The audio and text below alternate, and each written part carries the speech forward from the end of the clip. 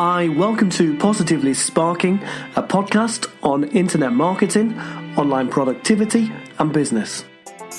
Today I'm with Tina Boden, one of the UK's leading voices for micro businesses and co-founder of the Microbiz Matters movement.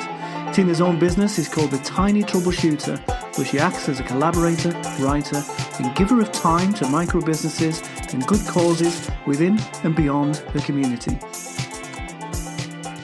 Hey Tina, welcome to the podcast. Thank you, Phil, and thank you for inviting me. It's a pleasure to have you here. We've sort of crossed paths over different ways across the last year, so it's great to have you here on the show.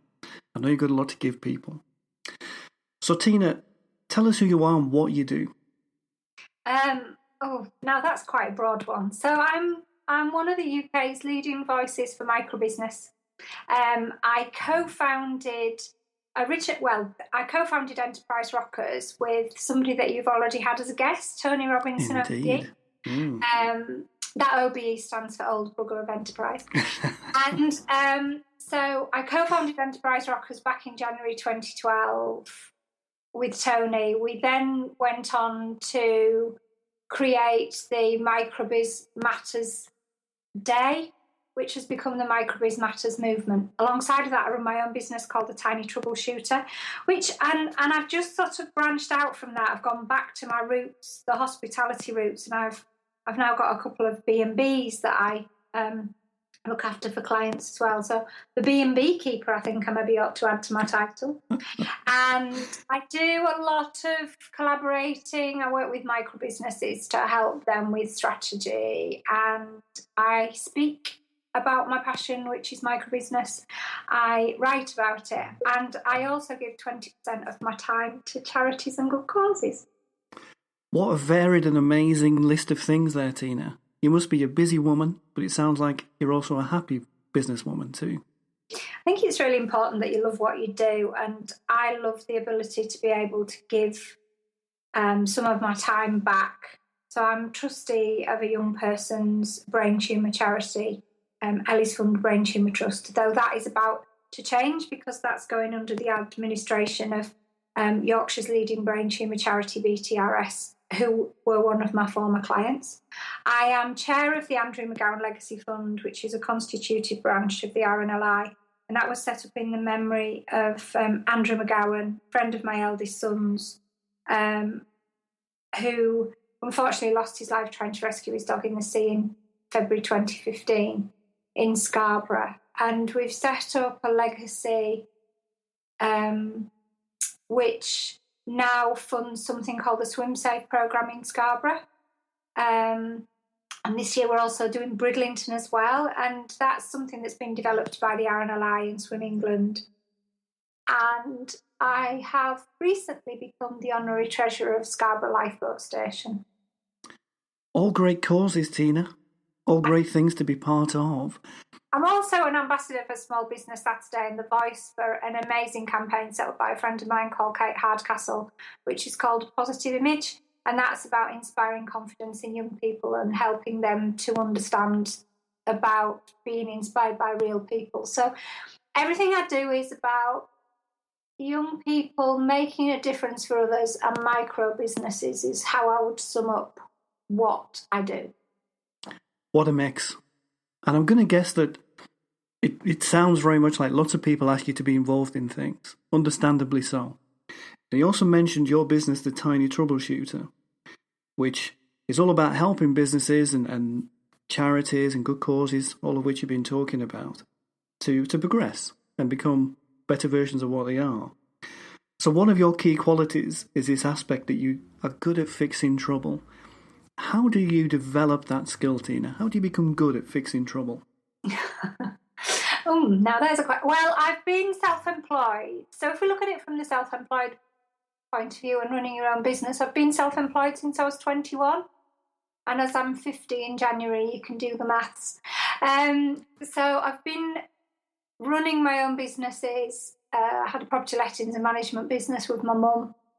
I had a retail business which had a children's clothes and shoe shop, which, to be fair, I really didn't like retailing, but now I'm one of the biggest people to go out there and campaign for independent business. I try to shop only independent and spend around 90% of my budget with independent businesses. And before I had my own business, I was involved in my parents' business. They were self-employed. They had a pub before and a hotel, and I was involved with that. And I think it's about having an interest in what you're doing, having an understanding the issues that are around, and actually how to deal with them in a way that is a sensible way for you as an individual and the majority of micro business owners, because actually there's a lot of talk about growth and all the different aspects of business, but let's be fair, 95% of businesses in the UK are micro businesses. So I think it's a case of listening and understanding.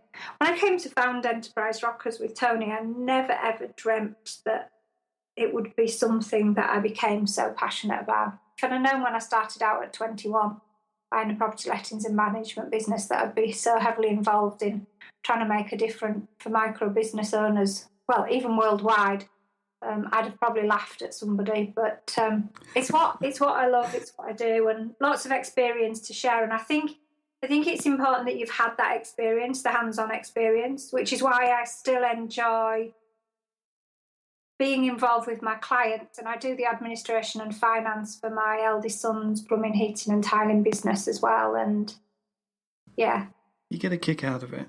I do. That's what comes over. I do, and I absolutely love what I do, and I'm passionate. Somebody summed up recently, a guy called Andy Pearce that I've worked with, and has been a great support in the beginning of setting up Enterprise Rockers with Tony and I. And I had a meeting with Andy recently, and he was talking about the fact that the passion is there and so evident. And you don't necessarily realise it when you're doing something day to day. But yeah, it's a bit of a soapbox subject. And I just want to work to make life better for micro business owners, whether that's through the Micro Biz Matters movement or whether that's through my business, The Tiny Troubleshooter. Because they're a really important part of our economy and communities and make a huge difference. Definitely. And globally as well, because actually if you join them all together around the world, there's just billions and billions of them. And people that are running their own micro businesses that don't even know that they're running it because they've made a hobby into an income source or something like that. And actually that's a business that they're creating. Definitely so. And that's so many people you're affecting across the globe as well. I know when your Microbiz Masters Day happens, your Twitter hashtag is trending and there's all these different talks going on. It's just a day that it's in January too, which I think is a good thing because that can sometimes be one of the toughest months gone. Christmas is gone, it's New Year's Eve is gone, and it's always dark and usually cold. So to have your day in that month and to create so much positivity from what you and Tony do, it's a great thing. It was launched in Enterprise Rockers was launched on the 9th of January 2012, and that's my birthday. And when we were talking about when we were going to launch it, I said to Tony, well, we talked about launching it in January. I said, can we do it on the 9th? Because I said, it's really bad having a birthday on the 9th of January because, as you've just said, Christmas is gone and New Year has gone and nobody actually wants to celebrate. I said, so can we launch it then? So we did. But yes, it is really important because I think it is, if you're in retail, it's a sale time. Whatever business you're in, people are getting over Christmas. And the Christmas holidays are becoming longer. I mean, it's a bit like the summer holidays, isn't it? In Europe, the summer holidays, people have shut down for long periods of time. Well, in the UK, we're getting to the stage where in August you want to talk to anybody and they're more or less all on holiday. And it's like, oh, my goodness gracious. So, Tina, let's go to the core of what you're about. Why is it important to speak up on behalf of microbusiness? The one thing that we found originally when we started with Enterprise Rockers, we wanted to create the power of plenty, which was a term that I came up with. So it was lots of micro business owners working together. And we thought that we would do it in a certain way. Tony and I had looked at a model of how we thought it would work. And then what we came to realise was that a lot of micro business owners are, I don't want to use the word afraid, because afraid's a bit of a strong word, but they don't want to rock the boat, because the people they're rocking the boat with, so it might be government departments, it might be large corporate organisations, it might be another small or micro business in their community. They're worried about saying anything because they're actually their customers. And what we came to understand were people were very keen to say to Tony and I, this is the issue we're having, da, da, da, da. And so we'd give them advice. And this was all stuff that we did in the beginning. We'd regularly get messages. I mean, we still do. We just guide people in different directions now. And we'd regularly get messages and we'd say, oh, well, this is what you need to do. Oh, no, I can't do that because these are my customers. So what we realised was we were going to have to be the ones to stick our head up above the parapet. And if we got shot, then hey-ho.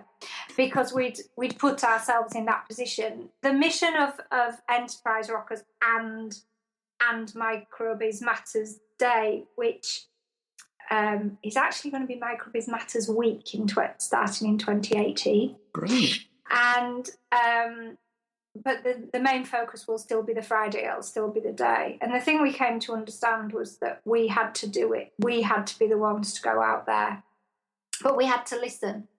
And we listened to real people, real micro business owners that are actually experiencing the day-to-day problems, and the ones that understand, about the cash flow.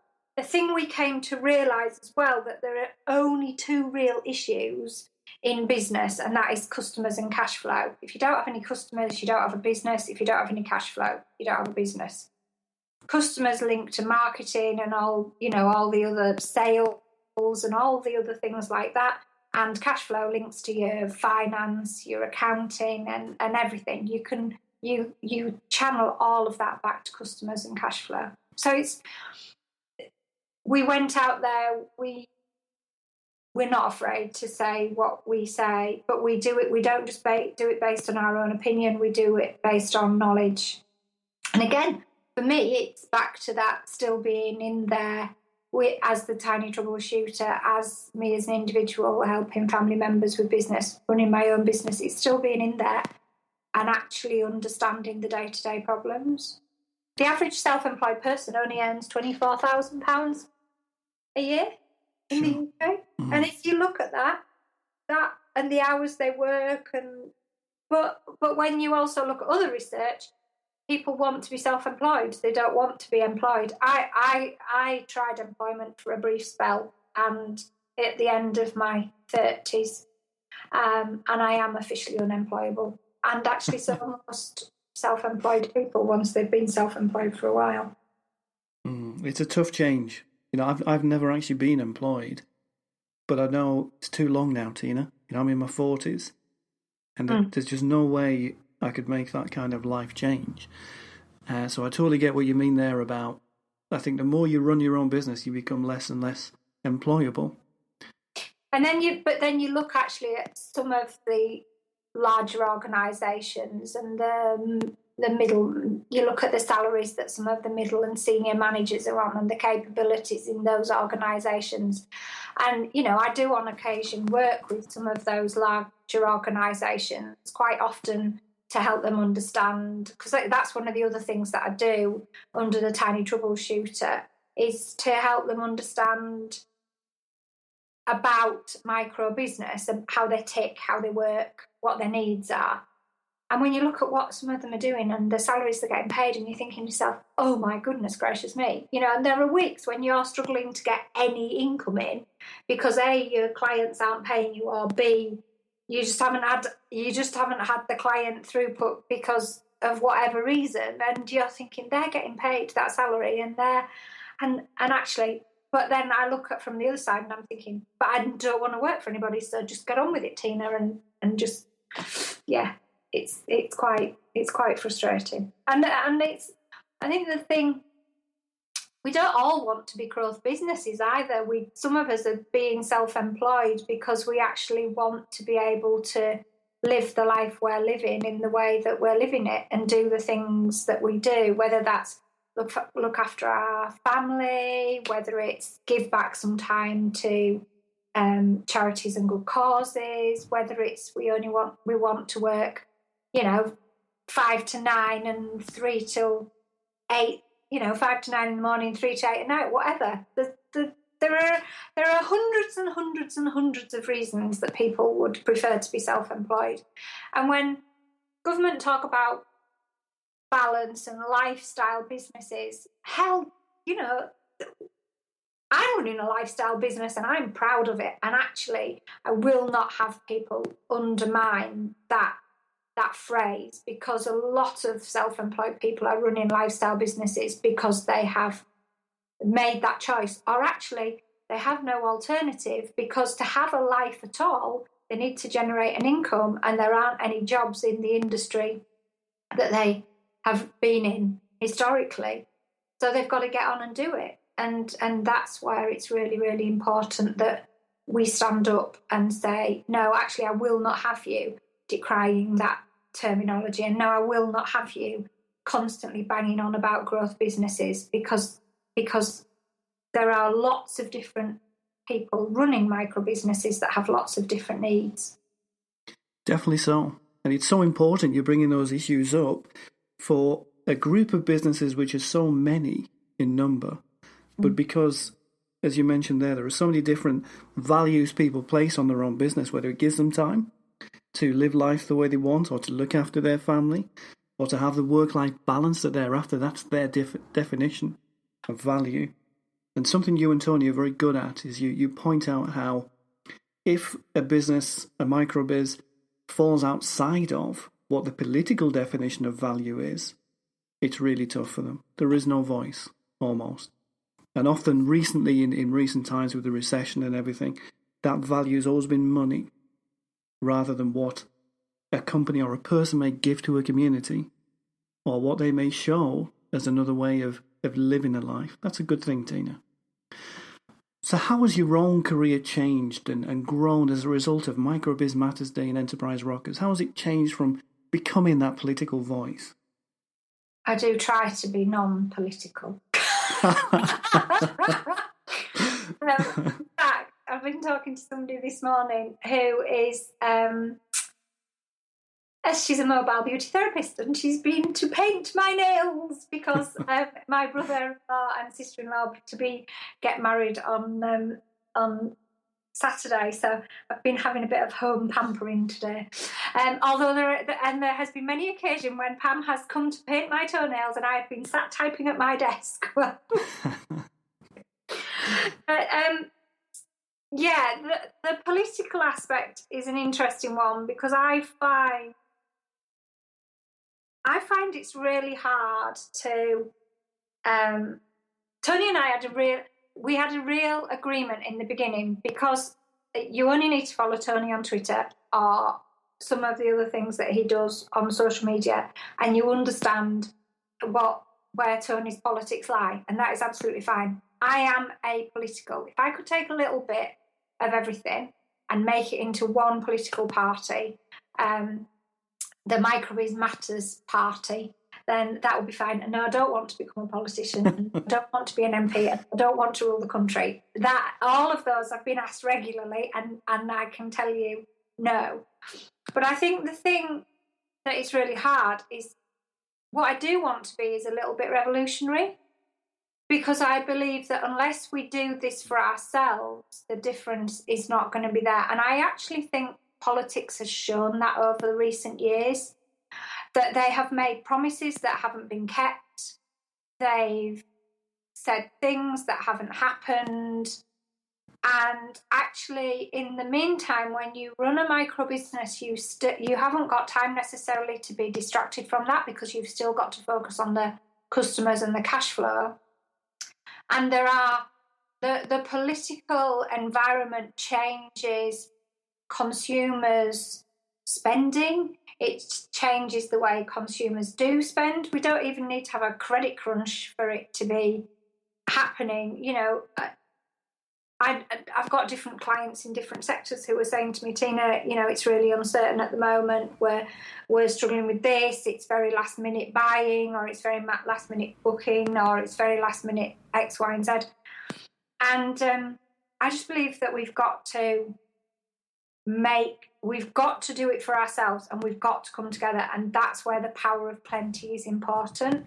And I have no confidence in any party, and openly admit to spoiling my paper at recent general elections, because I do not believe that any party understands fully what it is like to run your own business.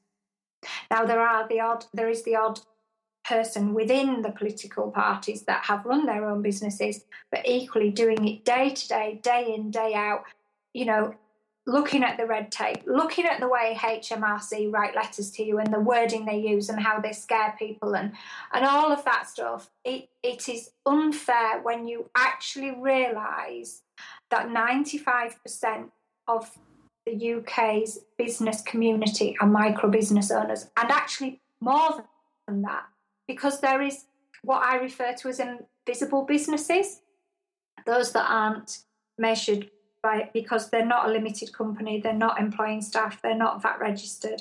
They're measuring them a little bit more now. It's not that they're not registered with HMRC and they're not paying tax. It's just that they fall below those measuring sticks. And a couple of years ago, I did a piece about this, and it's something I talk about regularly.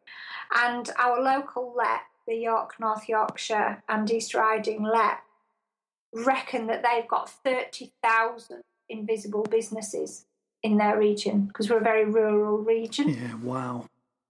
And Cornwall will be the same way you're based, Phil, because there are lots of people running businesses that aren't measuring up to what the government stats are, and they need to come to terms with all that. And it's really interesting, because when Tony and I co-founded Enterprise Rockers back in 2012, the term micro-business was hardly ever used. And now it's used all the time, because government have come to realise that actually they're a huge amount. 5.2 million micro-business owners plus are a huge amount of votes. Definitely so, Tina. And so by wanting to be apolitical, you become revolutionary. That's a great choice of phrase, and it must be so hard to remain apolitical when you're trying to create a revolution for micro businesses. But everything you said, it strikes me as being very, very kind of astute and reflective of where we are. You're very, very right about Cornwall. There's a great guy called Kevin Oliver who runs an organisation called the Cornwall Business Forum. He has very comparable and similar aims to you and Tony.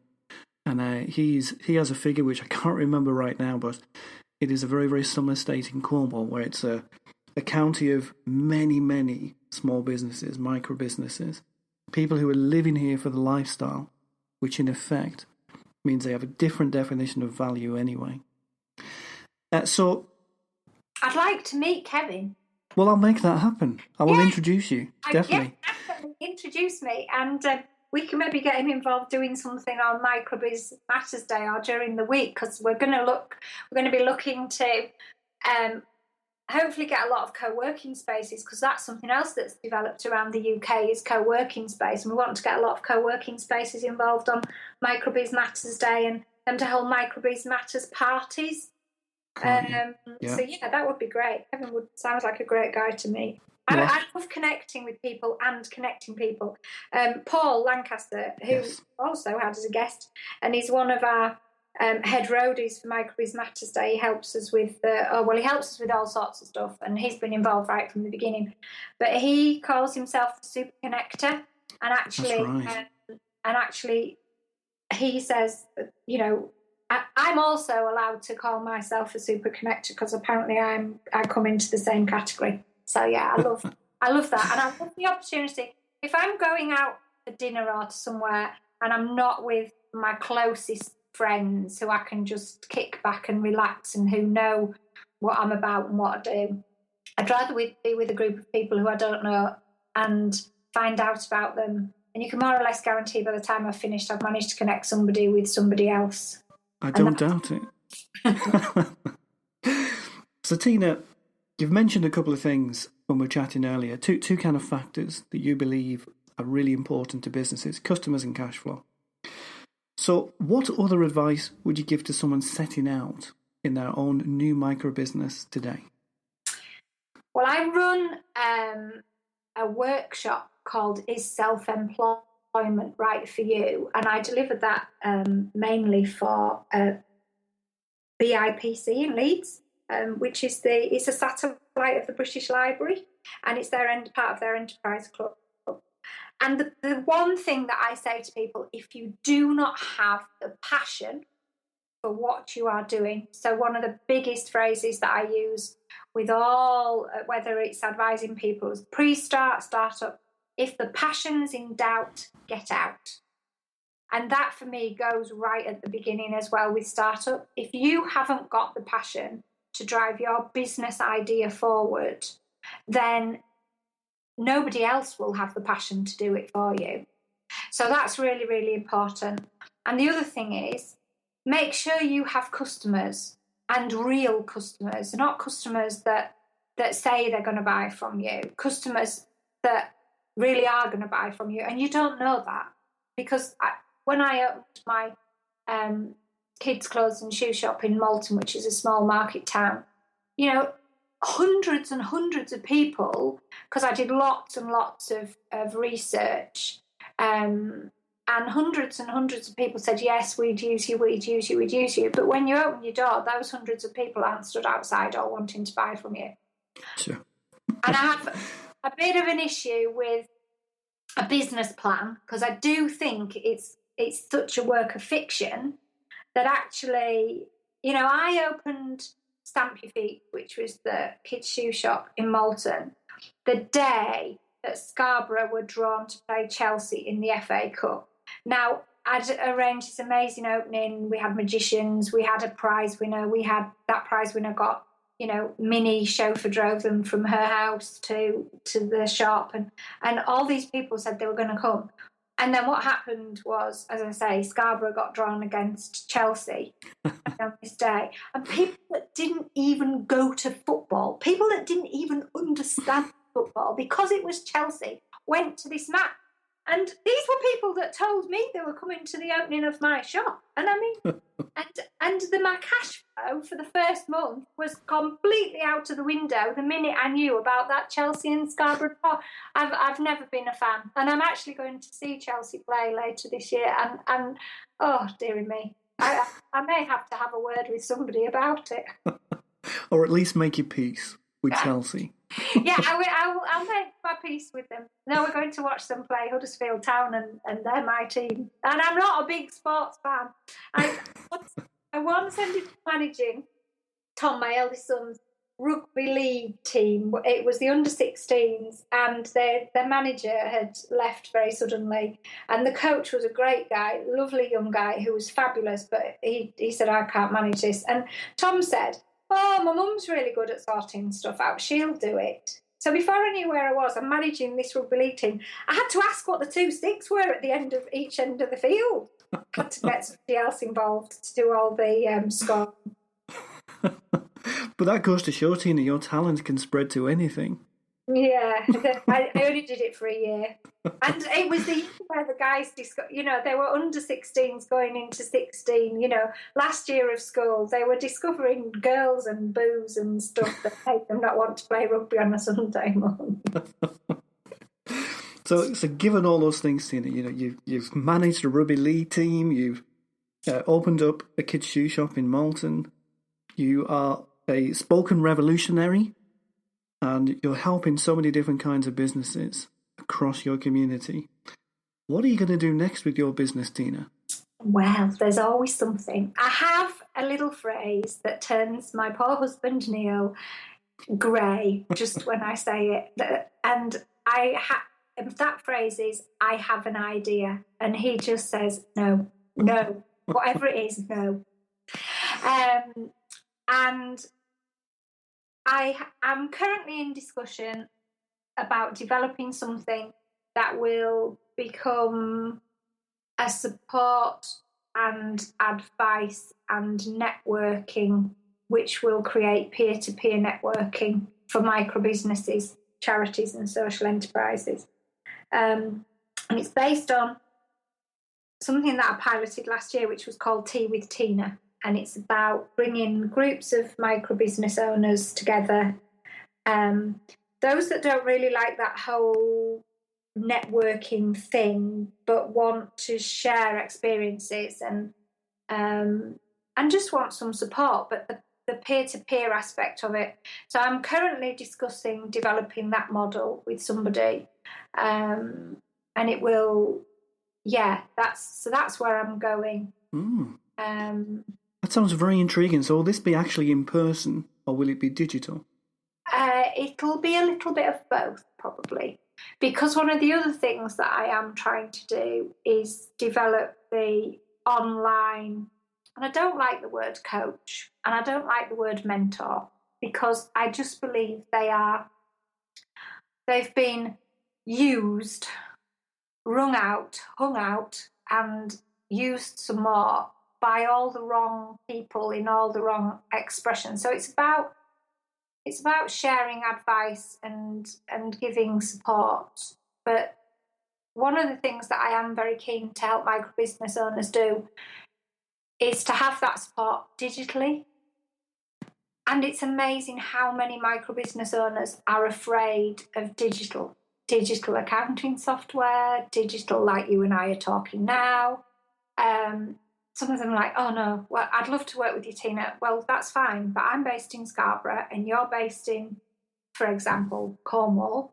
So you can't afford me to travel to you. And actually, if we did all this on Skype or YouTube Live or FaceTime or whatever else, Zoom, whatever it is, then we can work together. And suddenly they realise that actually it's a great tool and they don't have to travel and it saves their time, and they can chat to me between going to pick the kids up from school and putting the washing on and doing some accounting and doing something else that they need to do with their business. And in fact, the other day, I had such a meeting with somebody that was in the States and then somebody that's in the South. And that for me is what's important. The world is a small place. And I think we proved that with Microbiz Matters there, because we do everything online. It's 8 hours of online learning, recognition and action for micro business owners. But it's not just online, because people are doing things offline in their communities or wherever. But actually, if we do it that way, people that are at the other side of the world that are experiencing difficulties with their micro business, and those difficulties are often generic. They're often very same difficulties that we're having in the UK or in another part of Europe. And actually we can all come together and learn from each other. And that's what's important. Definitely so, Tina. And I can vouch, having chatted with you today, that speaking with you digitally is definitely worth the time, without doubt. Thank you so much. So speaking of online and digital, where can we find you online? I am on Twitter @microbizgirl. I am on Instagram @microbizgirl. You can find me on LinkedIn, Tina Boden.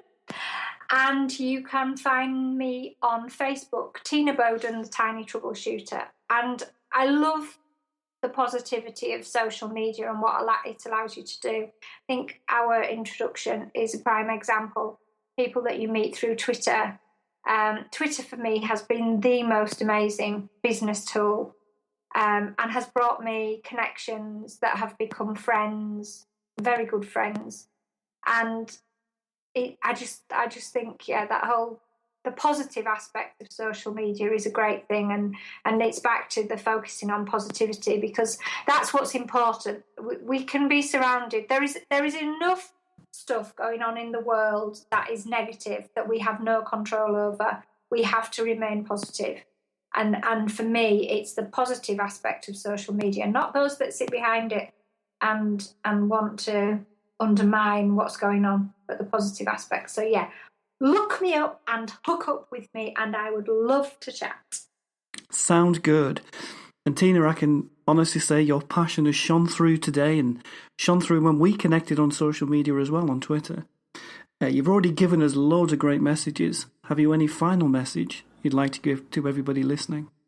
I just want to say that it's really important to bear in mind, if you're running a micro business, that you are not out there alone. Get out there, find a micro biz mate if you need some support. Join with others on social media, because let's remember that microbiz matters, and we are doing amazing things for economies nationally, globally, locally. Great stuff. Microbiz mate. I love that phrase. I think you might have created a new hashtag there. Oh yeah, I love that. Hashtag microbiz mate and the power of plenty. Sounds good. Tina, thank you so much for being here today. It's been an absolute pleasure. Have a great rest of Thursday. Thank you. Thank you. My name is Phil Byrne, and I'd like to thank you so much for listening today.